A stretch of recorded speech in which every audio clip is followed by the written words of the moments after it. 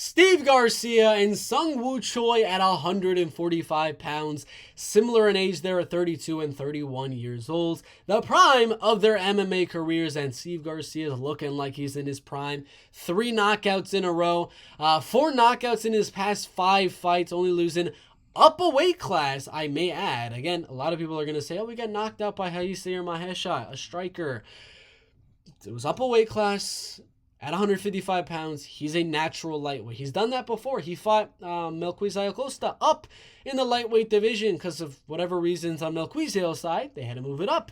So Steve has only really had the losses recently when it is up a weight class. And when it's not, when it's at 145 pounds, he's taking you down. He's ground pounding you, TKOing you like Charlie Ontiveros. He's knocking you down like 5 times. I know I'm being hyperbolic here, but he's knocking you down multiple times like Chase Hooper and finishing you off. He's pressuring you, getting your back to the cage and ripping to the body and knocking you out like with Shaila Nurdanbiek. And he's, again, taking you down, ground pounding you, bloodying you up, having you smeared with just only your blood and none of his. This dude puts on an exciting fight every single time, and he needs that top 15 fight after this. Seung Choi is not the direction I would have gave Steve Garcia here because he's ranked 61st on Tapology. I personally do have Steve Garcia around this number 25 range on the UFC rankings, and I personally would have done Nate Landwehr versus Steve Garcia. I think that would be straight fireworks, and again, if he's able to beat Nate Landwehr, top 15. But they gave him Seung Choi, so if he wins that one, I don't care. Top 15. We're getting Steve in there. He's looking amazing recently. And if he's able to keep it up, which I think he will, against Seung Choi, get him inside of that top 15. Now, let's talk about Seung Choi before I keep rambling about Steve Garcia.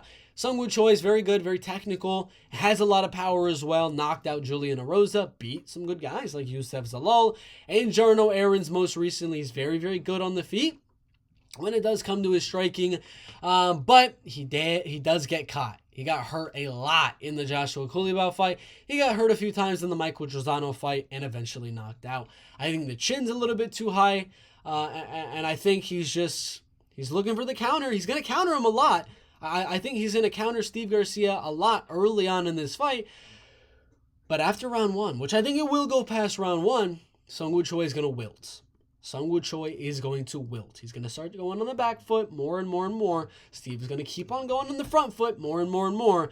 Going to get that back to the cage and either, like the Melquizael Costa fight, rip to the body, or was that the Shailan? Shailan. Like the Shailan Nurdanbiek fight, rip to the body with Seung's back to the cage, get those hands down, rip to the head, and then ground and pound the heck out of Seung Choi. It's a typical game plan of Steve Garcia. It works so well, and he has the perfect fight style for it. I think this should be so much fun. I hope it lasts all 3 rounds just because of how fun this fight should be. But if it lands 1 round, that's going to be 5 minutes of pure fireworks. Steve Garcia to the top 15. Let's do him versus Danny Ige. Co-main event of a fight night next. Main card of a pay-per-view next. Come on. Let's do it.